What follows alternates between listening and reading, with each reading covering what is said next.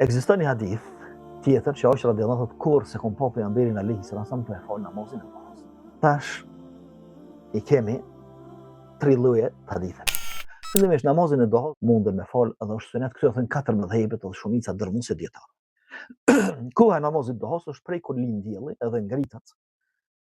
Ma thonë dikon 20 minuta, 25 minuta, gjysë ore, masi të lind dielli, deri sa të hynë koha e drekës. Domthonë deri para sa me hynë koha e drekës deri në zenit. Kjo është koha e namazit të duhas. Me recatët, sa rekate 2, 4, 6 deri në 8 e kanë përmend dietarët që mundet më falë. Mirë, po më e mira është 2, sepse Ebu Hurajra edhe Ebu Darda thënë ka porosit kur në hadithet që thanë ka porosit i dashur ka porosit loçka e zemrës tënde. Po pejgamberi alayhis salam me 3 gjëra, nesër këtyre gjërave me i fal 2 rekate të duhas, 2 rekate. Është përmend me numër këto 2 rekate. E kjo është më e mira, me i fal 2. Gjithashtu edhe hadithin e Abu Dharrit që me dhon sadak për çdo nyje, çdo elhamdulillah është sadaka, çdo fjalë la ilaha illallah është sadaka, urdhërimi për mirë, ndalimi nga e keqja janë sadak, edhe gjitha këtu i mbulon edhe i kompenzojnë 2 rekate. 2 kanë, domthonë me shifër 2 rekate. Mirë, munden më fal edhe 4, munden më fal 6, munden më fal edhe 8. Sepse Ummu Hani e përmend në çlimin e Mekës thotë pejgamberi alayhis salam ka ardhur në shtëpi time. Ummu Hani ka qenë motra e Aliut radhiyallahu anhu, ka ardhur në shtëpi time edhe i ka fal 8 rekate namaz. Edhe shumë prej dietarëve e kanë shpjeguar që këto 8 rekate janë namazi i duhas për pejgamberin alayhis salam, edhe pse e vërtetë është që ky është namaz i çlirimit të Mekës. Ky është namaz enkas që e ka fal pejgamberi alayhis salam, falënderim për Allahun e lartësuar që ja mundsoi me shiru Mekën edhe me u kthy Mekka Islamit. Mirë. Ekziston një hadith tjetër që Aisha radhiyallahu anha kur se kom pa pejgamberin alayhis salam të e fal namazin e duhas. Tash i kemi 3 lloje hadithe. Hadithet e para, Abu Darda edhe Abu Hurajra po thënë, më ka lënë amanet, më ka porosit i dashni jam që me fal namazin e duhas. Pastaj hadithi tjetër Aisha radhiyallahu anha i ka fal pejgamberin alayhis salam 4 rekate namaz të duhas. Kur është kthyer udhëtimit. Ndërsa hadithi i tretë Aisha radhiyallahu anha thotë kur se kom pa pejgamberin alayhis salam të e fal namazin e duhas. Mirë, çka më bëu këtu?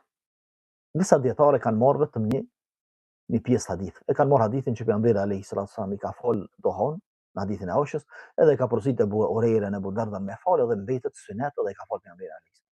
Disa tjerë kanë marrë hadithin tjetër të Aishës që pejgamberi alayhis salam nuk i kemi pa kur të e fal namazin e duhas, edhe thonë që s'është sunet. I pejgamberit alayhis salam edhe këtë mendim e kanë pasur disa prej sahabëve sikurse Abdullah ibn Abbas dhe disa të tjerë. Mirë, Allahu alem, po përderisa kanë ardhur gjitha këto hadithe edhe gjitha janë të sakta.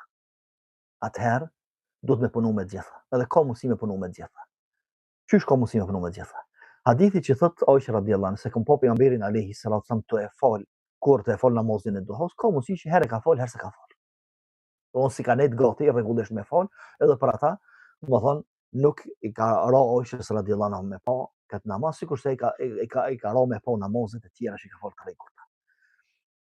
Ndërsa i ka porosit Abu Hurajra, ka porosit Abu Darda në fal namazin, që do thotë se mbetet sunet për ata që dojnë me fal. Ndërsa 4 rekate që i ka fal duha pejgamberi alayhis salam, hadithin e Aishës, shumë ka mundësi që ky namaz ka qenë namaz i kthimit për udhëtimit.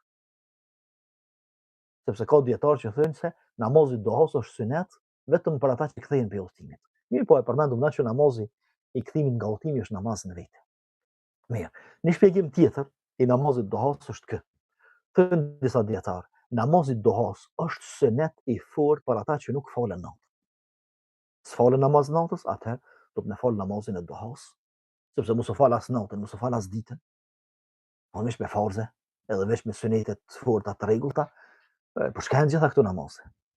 Ndërsa ai që falet natën se fal namazin e duhas. Ai që s'falet natën e fal namazin e duhas.